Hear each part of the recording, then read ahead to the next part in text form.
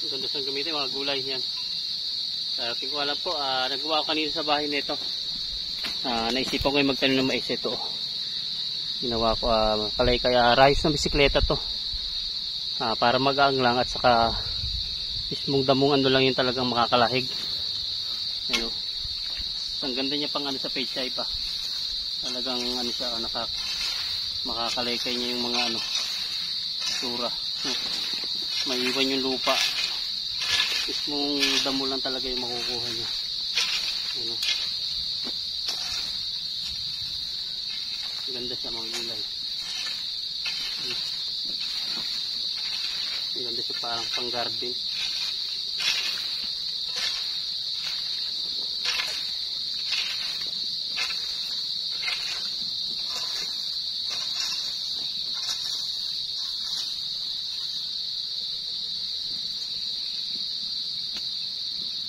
Okay, magtatanim tayo mga gulay ng mais ano. So mga gulay yan, ito yung inararo ko kahapon yan. So yun nga, tapos ngayon nga magtatanim na tayo mga gulay ano.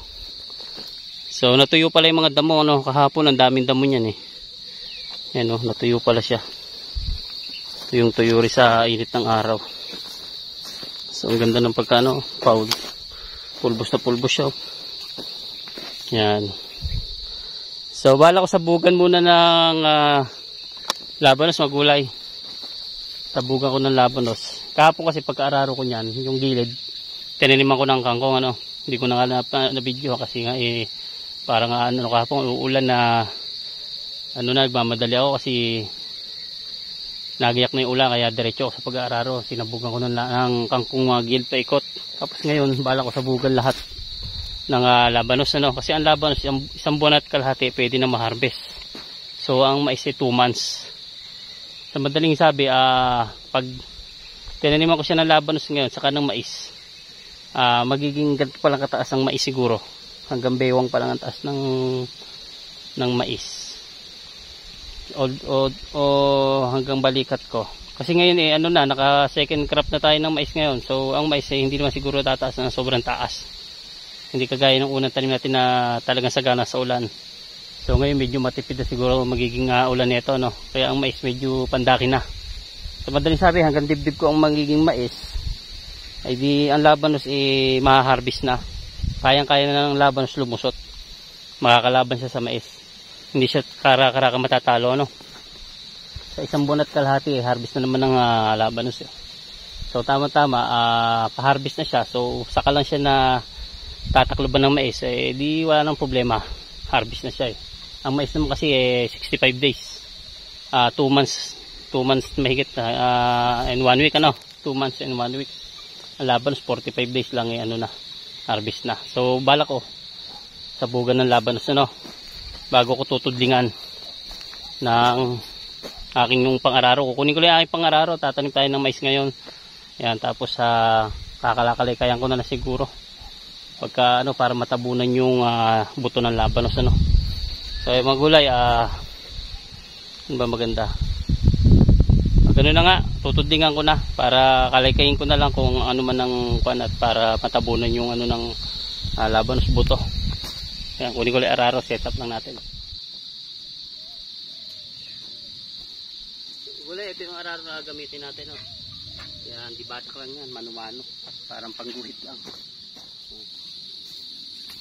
So ito mga gulay, umpisa na natin ano. Magtutudling na ako ngayon, yan. Inuna ko na dito sa gitna ano. Sa gitna ako na inuna. Yan.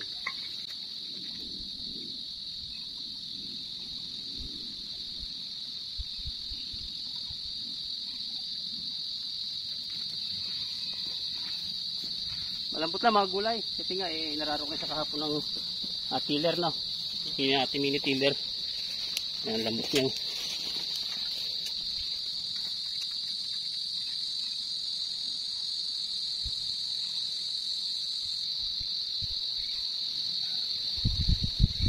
So ayan magulay, bali meron na agad tayo 4 na tuding ano, saglitan lang ano. Yan, may sila naman kasi yan. Sa isa pa malambot. Yan o, kapraso na lang. Tapos kapraso lang dito sa kabilang side yan. So tataniman na natin, kukunin natin yung binhi natin. No. Bala ko sabugan sana ng laban sa ikaso mo. May manok eh. Kakainin ng manok yung mamaya na lang. Tapusin ko muna lahat pala mga gulay. Tudlingan ko muna siya lahat. Update ko lang kami pagka puro tudling na. Tapos sasabugan ko siya ng labanos. Saka tatabunan at tataniman ng mais muna. Sabay kakalay-kalay ko na lang yung para matabunan yung buto ng labanos. Ganun na lang yung sistema. Ayan. So siguro tatapusin ko muna ang yung tudling ganyan. Saglit lang yan mga gulay kasi ito nyo nakaapat na agad ako. Kasi pag ako nakaapat pa uli di kakapraso na. Siguro 8 na lang to kabila. Tapos dito mga 8 lang din siguro. Gayon lang. 25 lang naman yan eh. Yan. So sa 25 na tudling ng mais na kapraso. Yan. Kumita tayo ng dyan. Sa 3,000 din yung pinagbilan ng mais nating kapraso. Yan. So maganda rin naging benta. Mga gulay. Kapraso lang naman eh. Saka saglit ako nagtrabaho. Ilang oras ko lang. Tapos ilang oras ko lang din na nilinisan ng grass cutter. Tapos inaabonohan. Ganun lang ang naging alaga ko. Wala masyadong sprayan isang beses. Wala masyadong trabaho nangyari dito mga gulay. Saglitan lang. So sa madaling sabi, kumita pa rin naman kahit kakapraso lang. So paano, tudlingan ko lang muna mga gulay. Tapos update ko kayo pagka magtanim na ako ng mais. At saka magsasabog ng buto ng labanos. So ganun na lang mga gulay. So mga gulay, natapos natin yung kalahati. Ayan tatapos lang. Tudlingan na natin lahat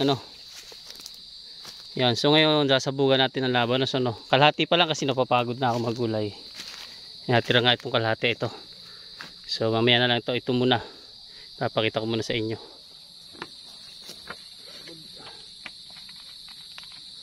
Mga tayo tubig mulay. Para sa ganun hanggat nagsasabog tayo nakakapahinga para hindi tuloy-tuloy yung natin. Yung binhi natin mais at labanos So labanos muna unahin natin. Yan labanos. Sabugan ko muna siya. Sabay tanim ng sa gitna. Tanim ng mais.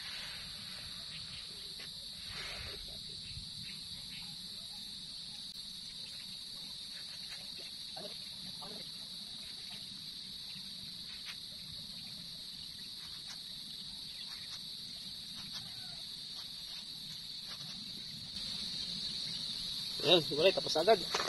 Yun lang kabilis, mais naman.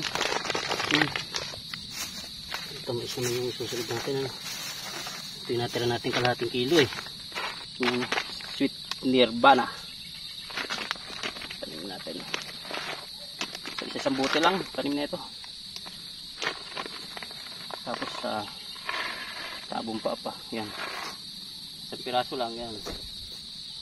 Yung unang tanim ko kasi noon masyadong malalapit, malimit. Yung dadalang-dalang natin para lumaki yung mais natin.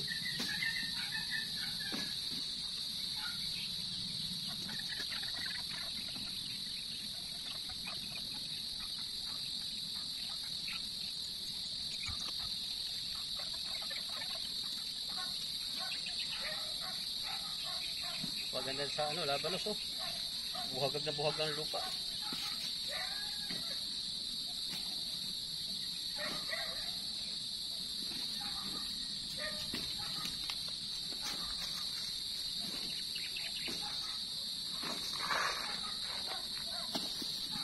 Ito nga magulay, ito lang nga gamitin natin itong ating kalaykay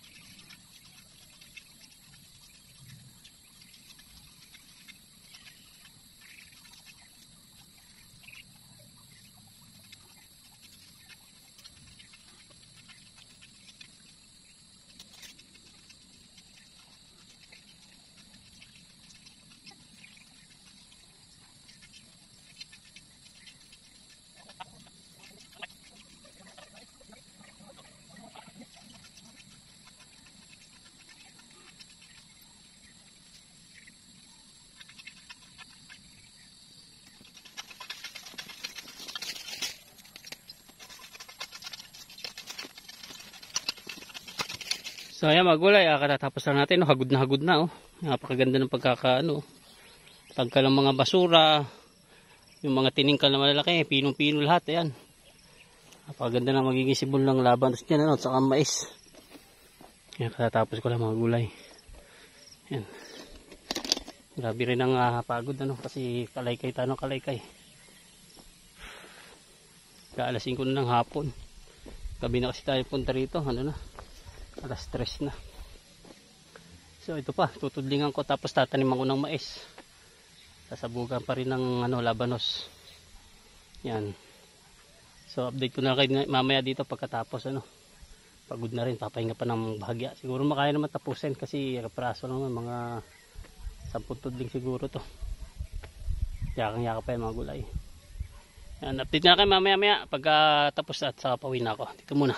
Mga gulay, merienda muna tayo ng latundal, ano. Kaya nagdala ng merienda. Ito lang yung dinala ko, saging. Para matibay-tibay.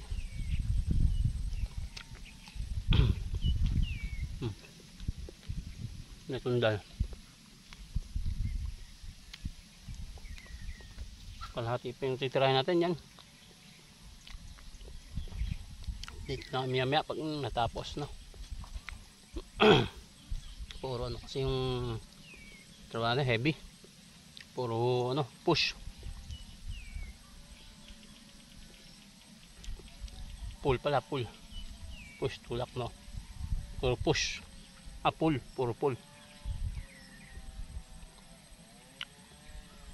Medyo kailangan ng pwesa. Ganito araw, medyo atake natin. Saka yung kalaykay, medyo naranda. Paulit-ulit na gano'n. Paltos na nga kamay ko, eh.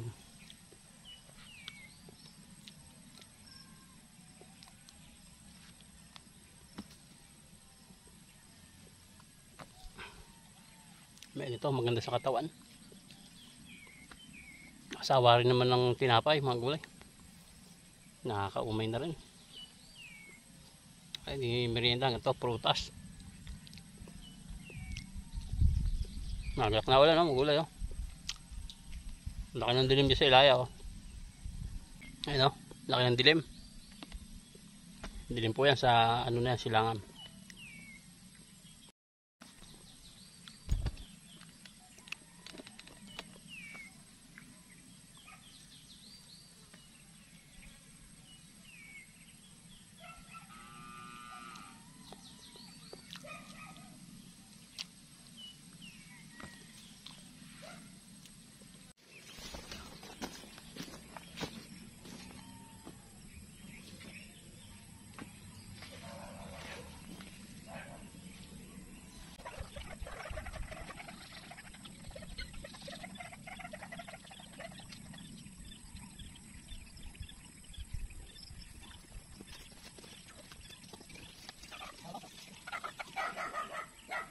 Tweet pang ko ano.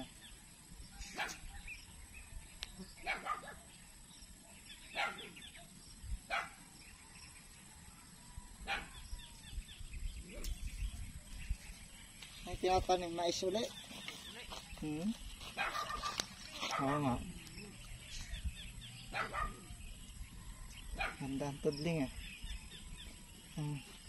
Yan pala maganda sa kaingin. Oo. Ito ko na mahiram din pagka. Yan, pantudling. May gan pantudling.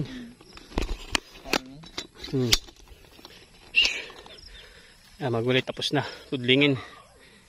Yan.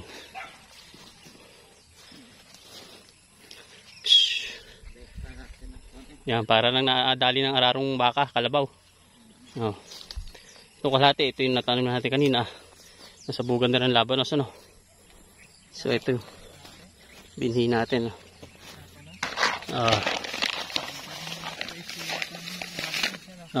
Sabugan ko ng labanos. Mauna namang harvestin ng labanos sa sa mais. Ayan.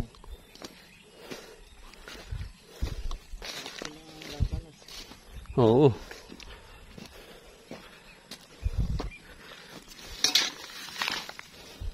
Ilang buwan naman? 2 buwan. Ang mais, 2 buwan.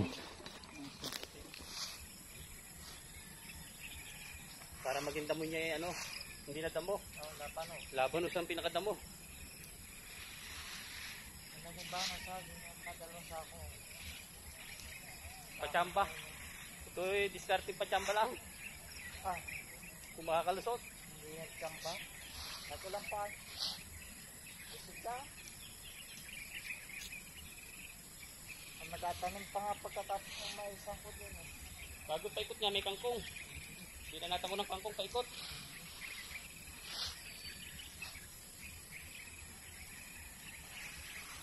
Wala yung hindi nakaharvest kagad ng mais eh. Right. Nanang pula yung aking native.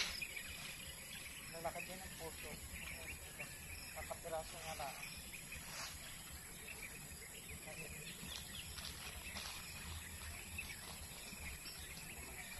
Natira ito dito. Ang kilo yun eh. Kalahati na itanim ko. Ngayon kalahati ito. Kala ko siya sa kilo daw ang tinanim sabi niya si Kalahati lang. pagkasakay. Kalahati lang yun. Kano? Diba? Ako yata o hindi ba? Yung ano. Hindi na rin kaya maghahon suko dyan. Ay pag ako titi ako hindi na bibili. Yan ang 5,000 yan eh. Kaya nga.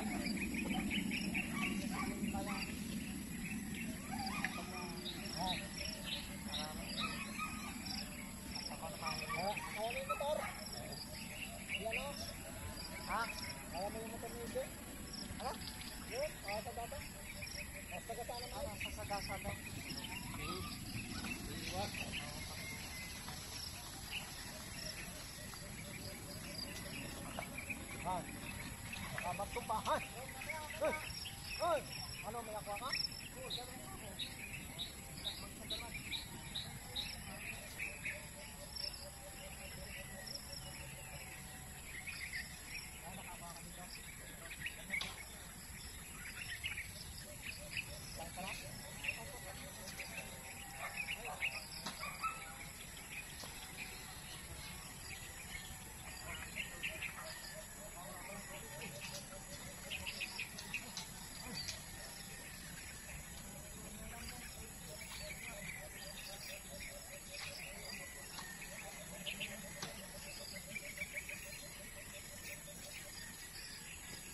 So ito magulay, mag-alas 6 na ng hapon, no? Inabot na tayo.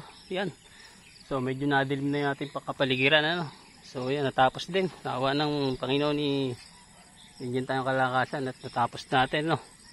Bali ang naging ano dito tanim ng mais na puti na magulay. Tanim mais sa puti, nag-isa natin ng labanos. No? Anong inararo ko ito nung kahapon, kangkong naman paikot. Yun ay sinabog ko, saka ko pinaraan ulit ng aking mini tiller, no, pang-araro. Yan, so ang makikita nating halaman dito ay tatlong klase, no. Abangan nyo na lang, i-upload ko na lang ulit sa susunod na ano yung pagsibol nito, yung tatlong klaseng halaman, no.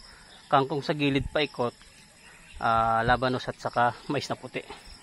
So yung magulay, dito na lang. Thank you for watching at God bless. Paalam po, bye bye.